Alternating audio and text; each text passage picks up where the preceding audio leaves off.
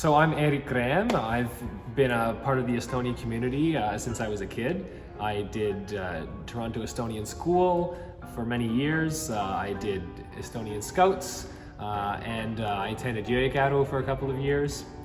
And growing up in the Estonian community has been a really foundational part of what I do. It's influenced not just my cultural upbringing, my friend groups, my appreciation from nature through Scouts, but it's also influenced my music career a lot, as I'm excited to talk about today. It's been really exciting to connect with my roots with some structure that's provided by all of the great programs offered to Estonian youths here, and I'm so glad that I took part in all of that.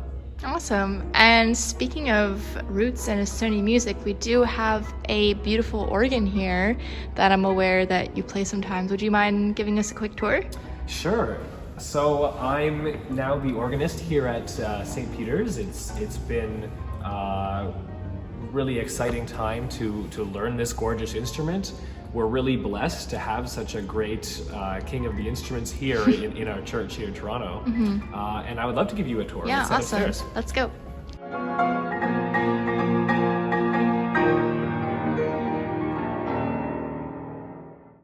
So here we are at the organ manual down here, and we've got the wide variety of pipes here. The organ pipes are not just these metal ones that you see on the outside, but also all of these wooden boxes in the inside here, which have an exciting feature that is, there's these trap doors that open and close that actually can change the volume of the sound. So it's a very dynamic instrument, very unique to the piano, where when you hit a key, all that can happen is the sound gets quieter after you struck the key. There's so much that you can do with this instrument, and I'll give you a little demonstration of what it's all about. A lot of what I do is pretty multifaceted. I've been trained in a particular sort of thing, playing the piano technically very well, but I've also had a wide education, and that has the benefits of I feel like I can tackle problems kind of head on.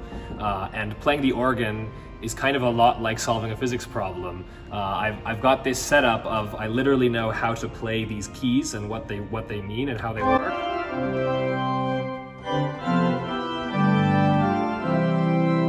So it's not like a piano has any of these buttons, right?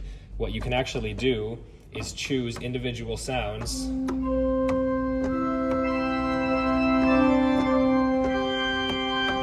for each one of these two manuals. And there's a bit of tapping your head and rubbing your belly sort of thing going on when what you're expected to do is play different things on different manuals with different sounds at each point.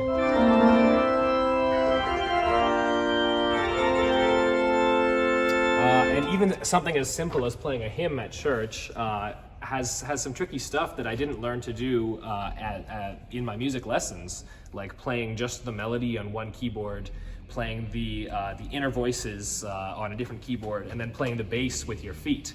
A lot of musicians intuitively understand the sort of mathematical distinctions that I've studied in my physics classes, and it's very cool to talk to musicians who have some intuitive understanding of how the harmonic series works, which is that this note is double the frequency of this note, this one is triple, 4, 5, 6, 7, 8 times. Musicians understand how this works, and mathematicians understand how it works from a different perspective, but not necessarily the actual auditory experience. Mm-hmm. And this stuff is really important for organ playing because it's all about combining sounds in these unique ways, and it's exactly the sort of things that I studied in my physics classes. The other second thing is that as a composer, I now have this other educational variety to pick and choose from when I'm thinking of how to actually model my pieces and what to base them on.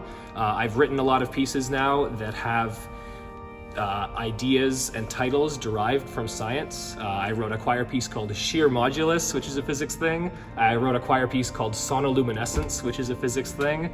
And it's a great way to model your program note and explain what you're doing artistically, shaping things around something that people will be interested in from a different sort of human endeavor. A typical day, I'll spend a few hours just practicing music. whether it's on the piano or now the organ, which I'm spending a fair bit of time on now. Now, that doesn't have the direct payoff of getting a paycheck for practicing your instrument, but you have to invest that time to then reap the benefits down the line. Other than that, I'll spend a few hours a week teaching. I've had students in piano, music theory, music history over the past few years, and I'm looking to expand that. And you also pick up other kind of odd jobs as a composer. One of which I want to talk about, which is an engraving job that I have that's actually taking most of my time these days.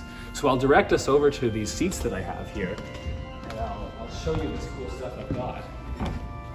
This is an opera that was written by a composer named Mikoni Providence, who writes music by hand. This is how people were trained to compose music back in the day, and there are still active composers who write music like this. But musicians are not actually trained to read handwritten music like this, and it, at this point, has to be done professionally in notation software. And so my job is to take these written scores and then literally engrave them into some computer notation software, which is very meticulous work. Sometimes this is a bit of a headbang, but at the same time, often it's quite intellectual that I have to pay attention to what the composer is doing to correct any errors that he's got going on here. And I wouldn't have seen myself doing this sort of job or seeing that it's fruitful, but this is actually a great way to spend 6 months or so on a big project like this, because it keeps my brain going in ways that I didn't envision. And I'm really glad to have the sort of job where I can piece together things like a few hours a week practicing and preparing for church, singing in church choirs, practicing my instrument, putting on performances, which is really the soul of what I do, my actual concerts and recordings of my music. One of the trickiest things to conquer as an artist is a bit of an identity problem, especially when you're someone who does a lot of different odd jobs. But at the same time, that goes hand in hand with the thing that might be the most fulfilling to you, that all these things that you do artistically influence and grow upon the thing that is your own artistic vision. Which for me is performing my own works and hearing them performed, working with ensembles to get my compositions and my artistic vision out there in the world.